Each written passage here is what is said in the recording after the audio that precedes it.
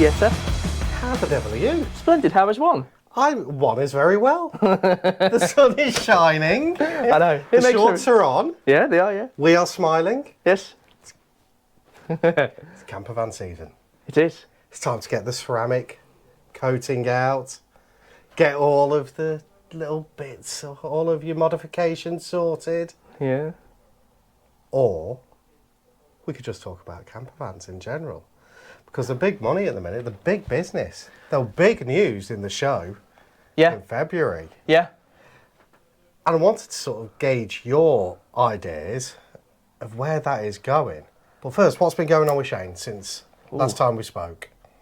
We've just been busy, haven't we? There's not busy. really anything special I can really say. Must have we spoke about the NEC, but that was the other week. Yeah. I mean, the big thing at the minute is fuel pricing. Yeah, fuel pricing and Russia. Yeah, well, Ukraine, not Russia, but yeah, well, that's... it's Russia that's causing the problems. Yeah, it is, yeah, and it's causing a bit of, not turmoil in the market, but a little bit of uncertainty in the market at the moment. Yeah, it's a bit difficult to know which way it's going to go, because you've got two ways it could go for the market. It could scare people away from spending money. At the same time, which is the one from a selfish point of view from me, I wouldn't fancy going too far east right now. It's in Europe way. Yeah. You wouldn't necessarily travel to Germany, would you? Or Poland, or even Croatia's fairly close. No, and I spoke to a travel agent a couple of days ago actually, and he was talking about, I forget where it was, going further east, but he said it's a big problem with fuel price at the moment because they can't fly over Russia, which they normally would. Yeah, so they have to. So they can't go up and over like they would. So all of a sudden they've got to go different ways, and it's costing. And I'm talking a lot more in fuel and taxes. There was one trip, I can't think where it was, but they were talking it was like another 200 quid in fuel and taxes. Wow. On top of a relatively expensive holiday. Wow. So, and you're talking about holidays, you're going on holiday soon. I am going to see the family in America. Yeah. Go see the big boy RVs. Big boy RVs. There's not going to be any Shane for a couple of weeks on the podcast, so we might wheel in one of the other boys. That's a good idea. Have a little chat. Yeah. Have a little chat, see how they're going. It is March. Yes. The sun has just broken through. The clocks are about to spring forward. Campervans are everywhere at the moment. Yeah, just a bit.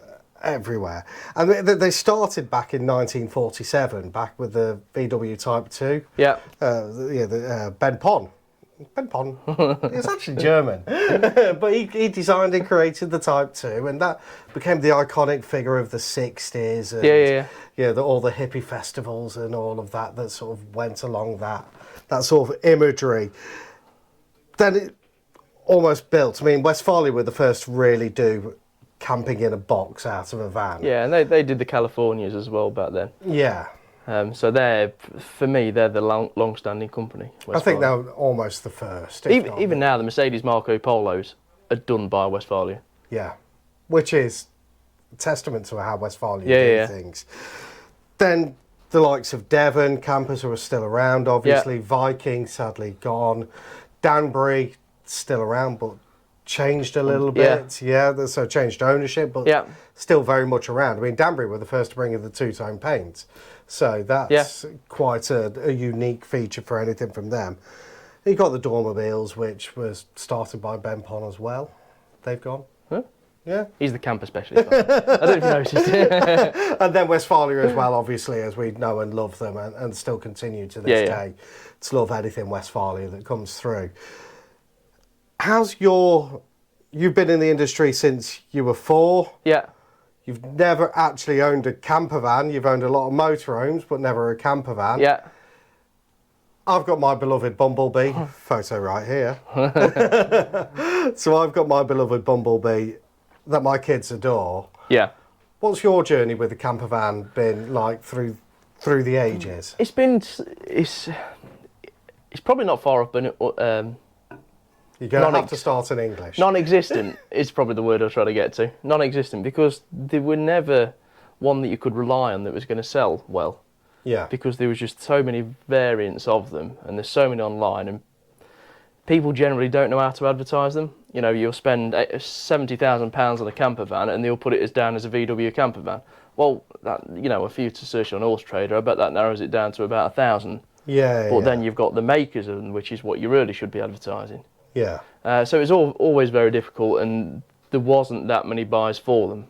But since COVID, that's changed. Yes. It's accelerated quite a lot, hasn't it? Yeah, and there's a lot more converters out there. There's a lot more out. I mean, you don't realise how many are on the road. I look out for them in VW formats and Ford Transits as they're coming past, and look for that pop top. There are far more than anybody realises. Yeah, there are. And there's some that are understated. Yeah. There's some that really aren't. And it's really quite interesting that I find when, like you say, when you're driving around, the amount of different styles and variations. Yeah. It's not all about the VW, even though that's a historic past of the campervan. That is twisting and turning and changing as we speak. Mm-hmm. What we found is that through COVID, there's probably more converters than there are gin distilleries now in the UK. My favourite line, isn't it? Oh, it is. He loves that line. It's true though as well. I think everybody that had a van shoved a bed in the back and said, "It's now a camper van." Yeah. All doing it themselves as well. Yeah, and there are a few watch outs on. I mean, what watch outs do you look for on anything? More than anything, it's just the workmanship, and also, well, if you're going to run gas and electric through your van, the minimum we'd want is a gas and electric certificate to make sure it is actually safe, because people will just put a pipe up to the gas stove and a bottle rolling around the back. Well, you're going to be sleeping there. If there's a slight leak on that, it's game over. Yeah, there's a bit of a problem with that. Yeah, absolutely. In a tin box.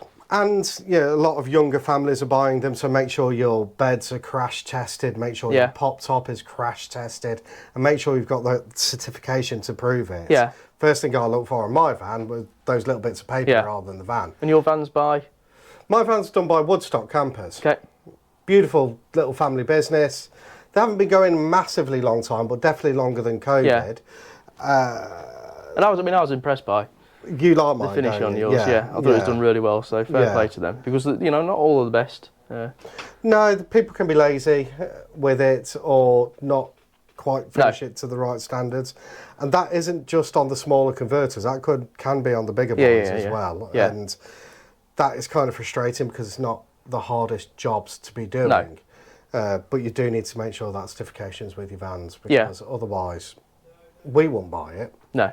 I mean, just things like, it's past a hab check, you need to have, going back to the gas bottle, a gas bottle in a metal container just to make sure it is contained and if there is any leaks. And I mean, mine's got the air vents at the bottom as well, so that exactly, and you need that, to the bottom, That's what you need, the minimum. Yeah, it just drops out, and and you can spec these things up to the max. I think as standard now, people want solar panels and diesel heaters and a cooker and a fridge.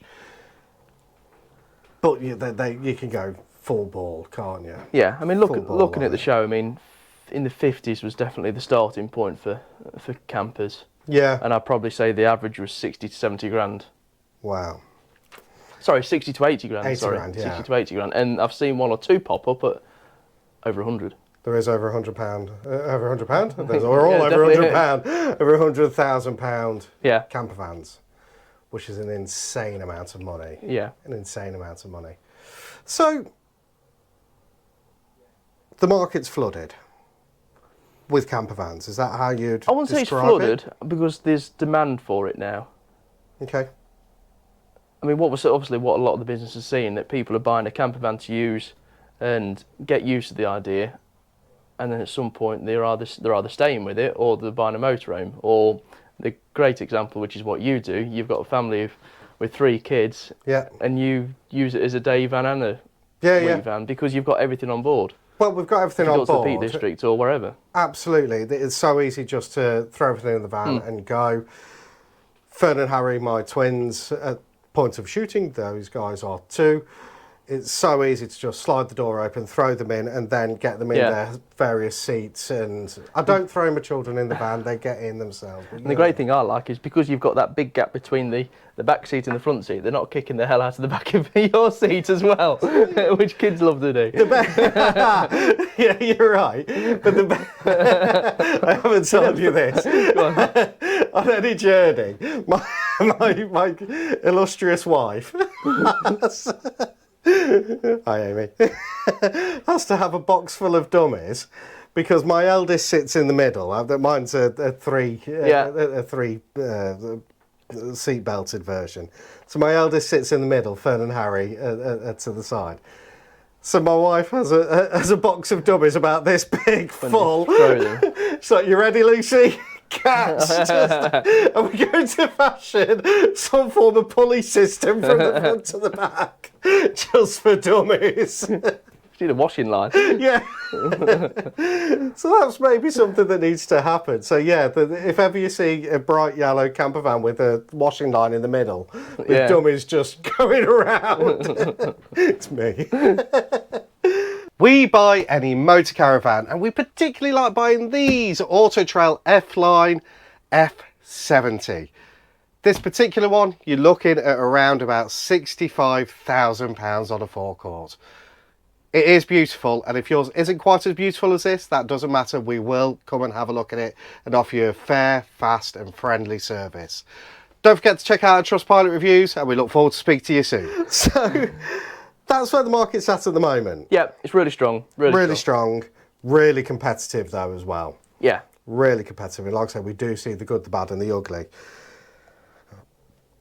Personally, yes, I've got quite a big frustration. What's that? With it. Every dealership just sells theirs. Yeah. Yeah, I can only think of 2 or 3 different, maybe half a dozen at the absolute most, of campervan dealers. You've got a lot of motorhome dealers, you know, but you've only got campervan dealers. And even some of those campervan dealers will only gravitate to one brand in particular. Yeah. Why? Don't know.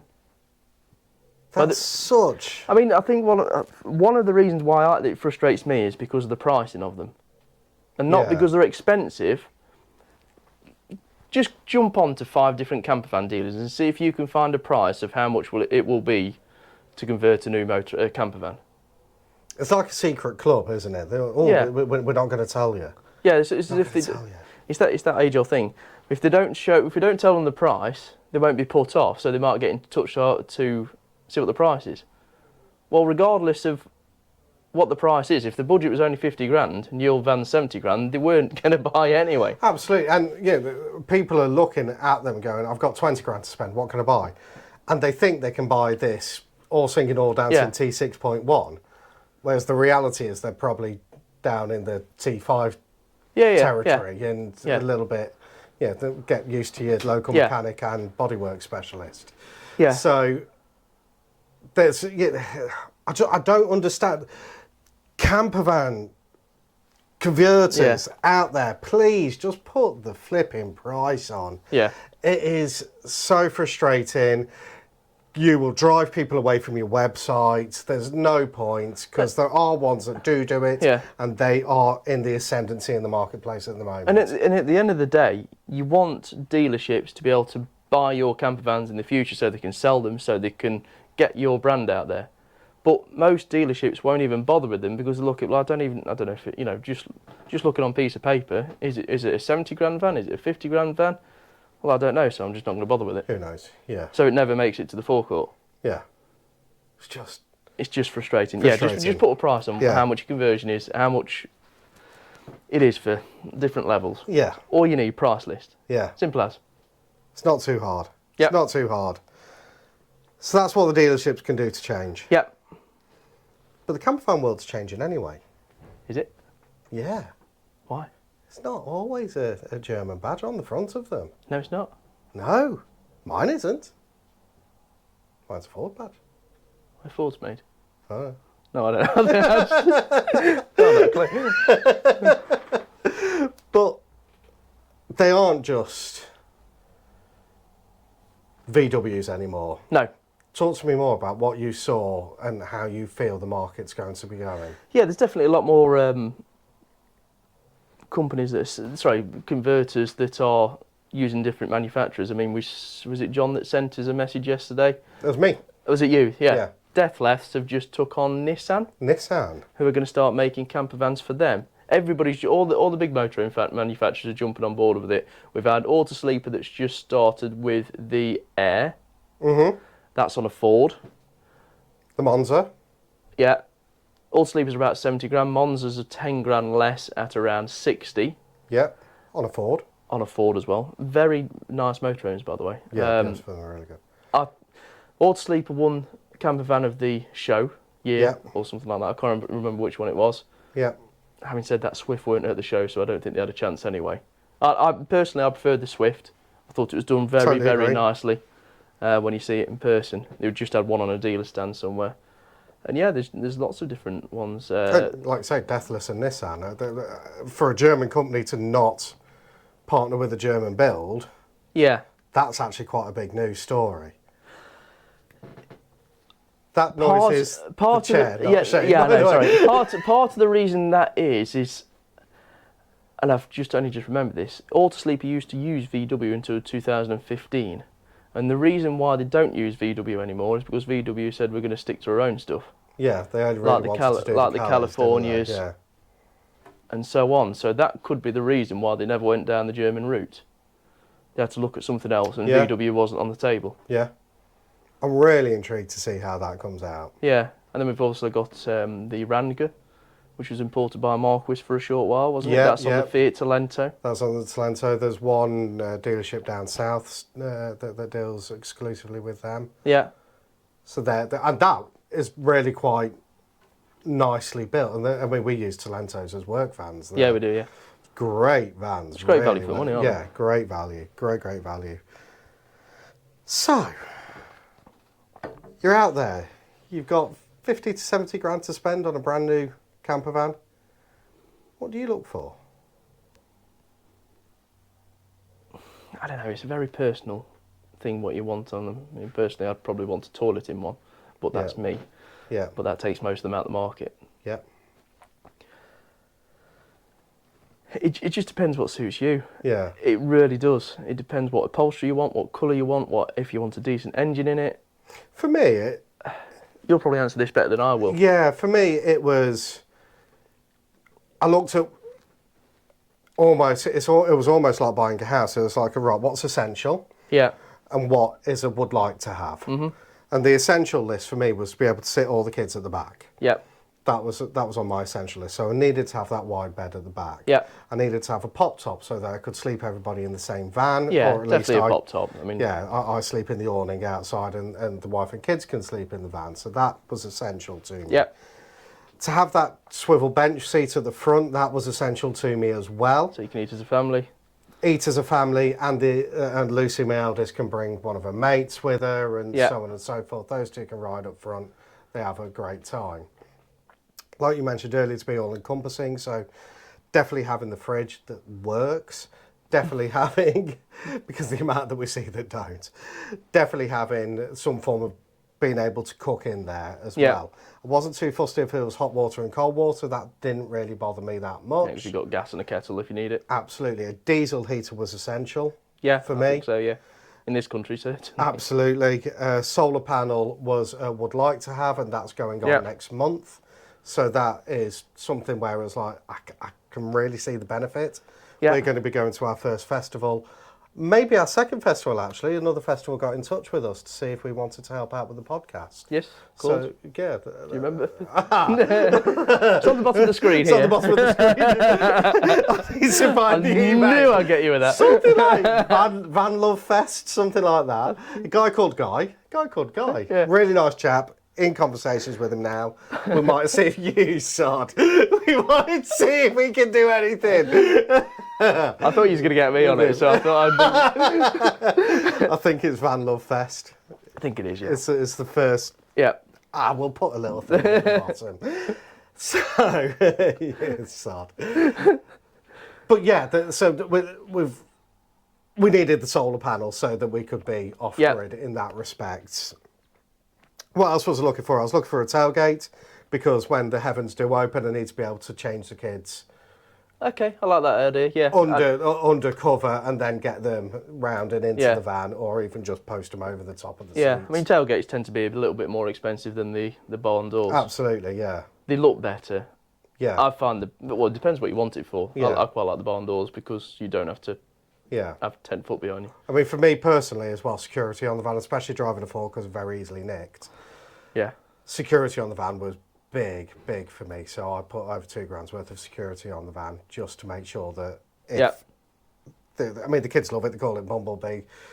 I've spent thousands putting different bits on it, just engine-wise, because this thing has got to last me until the kids outgrow it. Yes. And if I blow up that engine, I'm just going to be putting a new engine in it. It's as simple as that. My Lucy, she's 7 at the moment. She wants to get married and turn up to the church in Bumblebee. That is her dream. And best mate Charlie. Charlie, by the way, you are marrying Lucy, if you don't know this. That's who she's marrying him, and they're going to drive away in Bumblebee. I'd love to see her watch this back in 20 years' time. Oh, yes, absolutely. So that's where we're at. Who are the big boys? Who are the big players now? I mean, obviously the one we haven't mentioned yet is VW themselves with the Californians and bits like that. Yeah, they keep coming out of the factory. They're doing it on the Crafter as well with the Grand Cali. Yeah. The beluga whale top. Yes. We still see the beluga whale in real life, really, aren't we? But we did have that other Grand Cali that was lovely. Yeah, they got two. They got one slightly bigger than the other, basically. One 6 metre, one 6.8. So they got them. They've got the California Ocean, the California Beach. And what's the third one? The California. Oh. It's the middle one. It's in between a beach and we don't see many an ocean. Yeah. No, it's a bit more of a coast. Coast, that's one. Yeah. I knew it was somewhere around the coast. So. But they are getting expensive now. They're getting expensive, and for a mid-range Ocean, you're talking probably 80ish grand. Yeah. Personally, I think for a 10 grand less, you actually get more van from a converter rather than from. Yeah, it depends what you want. I mean, the Californias, so they come with a couple of things as standard. They come with an electric pop-top roof and a diesel heater in the front as well, don't they? They retain the values very well. They do retain the values. Right? If you've got one, then you're sat on a little nest egg, aren't you, at the moment? But yeah, they're very good for what they do. A lot of the prettier vans are coming away from the converters, in my opinion. Danbury do it very well. The guys at Platinum Wave, they do it very well. Yeah, they're working hard, Platinum Wave, to get the vans out there in quite a few dealerships. Camper King, similar, they're in quite a lot of dealerships as well. Yeah. So yeah. And this is where the little rise is happening, isn't it? I think Camper King and Platinum Wave are leading the trend in that of farming their products out to the dealership, so they're not just the one. And you do look at different dealerships now, and they have got their own brand of campervan in house. Yeah. I think it's someone like Webb's that I saw. They've got their own brand, and Dolphin I'm sure they've got their own one as well. Yeah, they have. They've got Wild Axe. Okay. No, it's not Wild Axe, is it? What was that one? Remember that one that we went down to? That little grey one? It was one I've never heard of before and I haven't seen since. Yeah. They might have changed since then. They might have somebody else. But there's certainly a lot more traction to go in the campervan world. Oh yeah, definitely, yeah. Yeah. They're just going to get. I think they will get more popular from here on in. It's one of them because it's relatively on the younger end of the market. Yeah, thank you. Younger end. Oh. And they will. It's one of them. If you buy one, your friend might like one, so he might buy one. Well, yeah. I mean, Woodstock Campers have had another van sold just from one of my mates looking at my van and going, yeah, there you go, exactly. I want one of them. But I want the VW badge. He went straight to Harry at Woodstock and sold another van. Yeah. Just off the back of, and that is how it rolls. Yeah. And yeah, if any of the campervan guys, converters, do want to come in and have a chat, you're more than welcome. Just contact myself, Pete at motorhomeinsiders.com, or Shane at motorhomeinsiders.com. We might make things nice and simple. So, yeah, do just get in touch, and if we can invite you in, or you invite us to your workshops, we'd love to have a look around and have half a day just to experience all of that as well. So that's where we're at in that stage. Yep. You're going to clear off to America. I'm going to figure out what the next podcast. It's Friday. I need a beer. It's flipping hot in here. Let's take Let's not take off on that note. Let's get out of here. Speak to you next time. Bye. Bye.